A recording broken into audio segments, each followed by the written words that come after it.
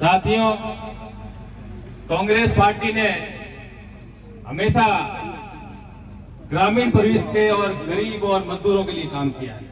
उसी कड़ी के साथ 2005 के अंदर तत्कालीन प्रधानमंत्री स्वर्गीय मनमोहन सिंह जी और कांग्रेस की मुखिया सोनिया गांधी जी ने ग्रामीणों के लिए एक सौगात दी, जिसका नाम नरेगा रखा।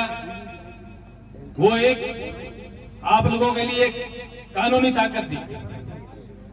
जब से लागू हुआ तब संसद के अंदर तमाम विचारों की पार्टियों ने, हर धर्म हर क्षेत्र के लोगों ने हाथ खड़ा करके सहमति जताई थी। ये बहुत अच्छा आपने कानून पारित किया, हम इसमें सब में सहमत हैं। नरेगा के कारण हम सबको पता है ग्रामीण लोगों को कितना फायदा हुआ। ग्रामीण गरीब मजदूर महिला युवा साथियों के जेब के अंदर पैसा आने लगा।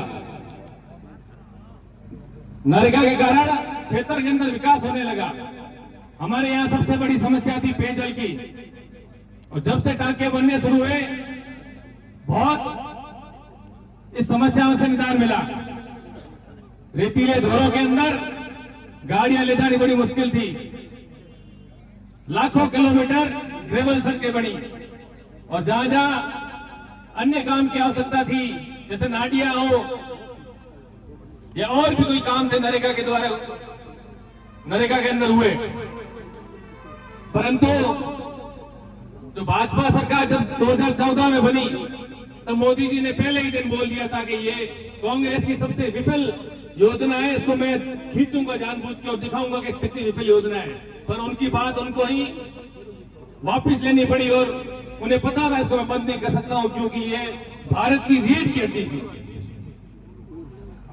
उनको पता था कि हर ग्रामीण, हर गरीब, हर मजदूर या महिला इससे जुड़ी हुई है, उसकी आजीविका चलती है। इसके कारण भारत के अंदर ग्रामीण परिवेश के अंदर बेरोजगारी कम हुई है, लोगों का पलायन रुका है। तब इन्होंने, और कुछ तो हुआ नहीं, बजट धीरे धीरे कम करना शुरू कर दिया। मैं पिछले 5 साल को आपको आंकड़ा बताऊंगा। बाड़मेर जिले का 1200 करोड़ रुपए दिए आज से 5 साल पहले, धीरे धीरे कम करते करते आज लगभग 400 करोड़ रुपए आ चुका है, और वो भी 2023 का बता रहा हूं मैं। और पिछले 2 साल में इन्होंने 1 रुपए तक नहीं दिया है। और यहाँ सरपंच महोदय बैठे हैं, और भी आप सारे लगभग लोग, किसी घर में जॉब कार्ड होगा, किसी का टाका बना होगा, अगर आपका एक भी मिसटूल चल रहा बता दो मेरे को।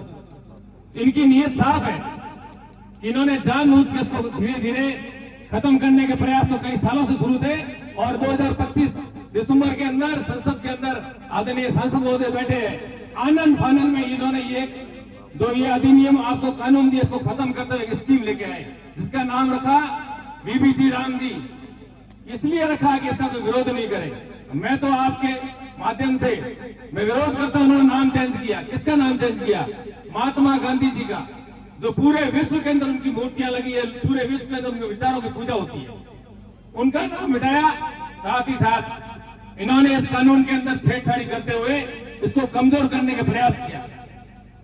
पहले सिर्फ मजदूरी का 100% केंद्र सरकार देती थी, और सामग्री का सिर्फ 25% राज्य सरकार के ऊपर भार था। और इन सरपंचों और जिसकी फर्म लगी उनसे पूछ लो, पिछले 3 साल से 1 रुपए भी आया होगा। क्या हालात कर रखे इन्होंने।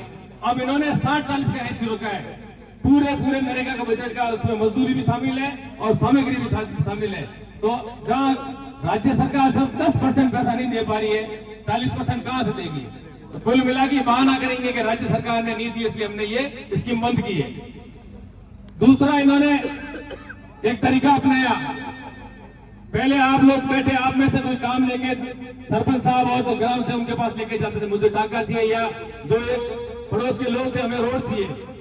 परंतु इन्होंने एक नया इसमें खेल रचा कि जो दिल्ली से बैठे हुए लोग हैं वो तय करेंगे कि आपको कौन सा काम देना है और किस जगह कितना कितना बजट देना है। तो उनको क्या पता आप लोगों को क्या हो सकता है, क्या नहीं है। कुल मिला के जानबूझ के इसको कमजोर करना। इसमें ऐसे और कई क्लू डाले।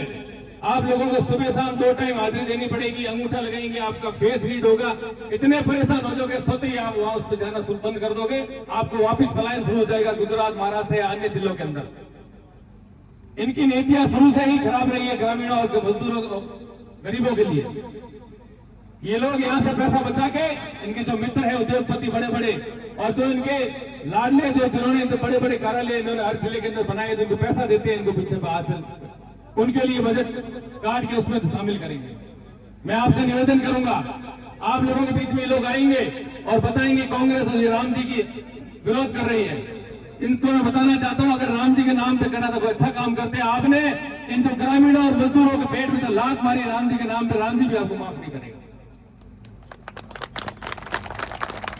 साथियों, कोई भी अगर विरोध करना है उसकी दो तरीके होते हैं। जिस तरह से 3 काले कानून लाए थे किसानों के लिए, हजारों लाखों की संख्या में दिल्ली को घेरा था किसानों ने, स्वतः इनको वापस लेना पड़ा, उनको लग गया हमने गलत किया है। उसी तरह से इस नरेगा की जो अलग जगह ये ग्रामीण गांव गांव जाके हमने, आप लोग जहां कहीं भी आह्वान हो, अगर जिले या प्रदेश या राष्ट्रीय स्तर पे आप लोगों का जब भी निवेदन हो, आप लोग इकट्ठे होकर आए, तो रीढ़ की हड्डी है जो आपके खातों में पैसे जा रहे हैं उसको बचाने के लिए आपको इसकी लड़ाई लड़नी पड़ेगी। दूसरा तरीका है वोट की चोट से।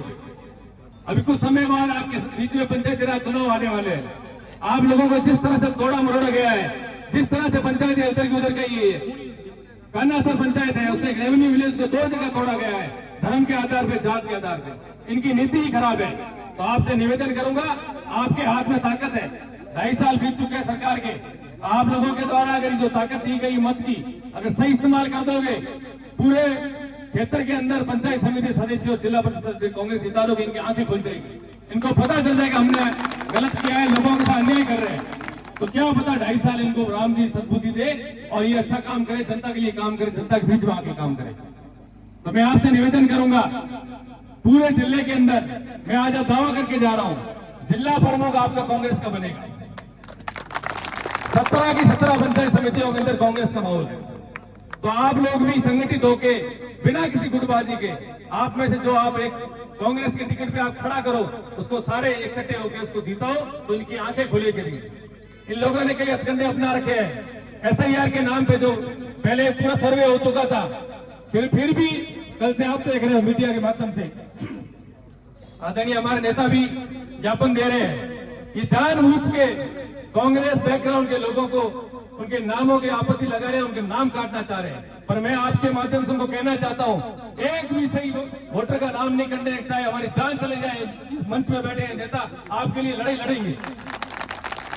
आप लोगों ने मेरे मान सम्मान किया और मुझे पहली बार उंडू माइस के लिए साफा पहनाया, आपका बहुत बहुत धन्यवाद। जय हिंद, राम राम साहब।